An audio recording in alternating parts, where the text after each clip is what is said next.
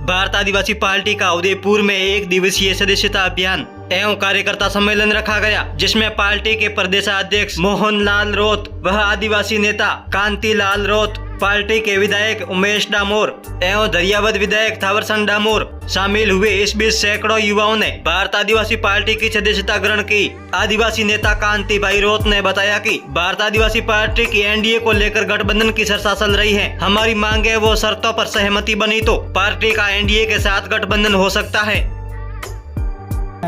और हमने पहले ही कहा था कांग्रेस और बीजेपी एक है, एक सांपनाथ है तो दूसरा नागनाथ है जी। वो सही साबित हो गया।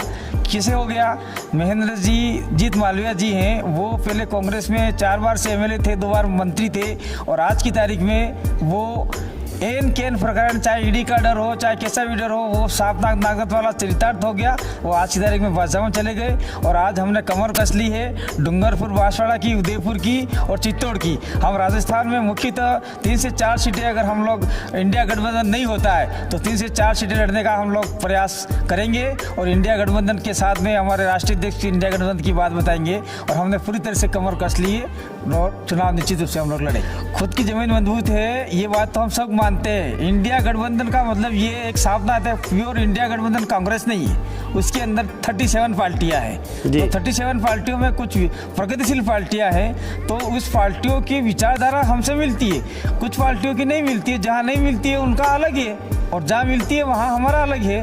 तो कांग्रेस का इंडिया गठबंधन नहीं है। इंडिया गठबंधन में बहुत सारी पार्टियां हैं, इसलिए हम लोग इंडिया गठबंधन कर रहे हैं, कांग्रेस के साथ में नहीं कर रहे जी। कांतिलाल रौत ने बताया कि भारत आदिवासी पार्टी का कांग्रेस के साथ नहीं बल्कि एनडीए इंडिया गठबंधन कर रहे हैं। भारत आदिवासी पार्टी राजस्थान में 5 सीटों पर चुनाव लड़ेगी। पूर्वी राजस्थान की 2 सीटों पर चर्चा चल रही है।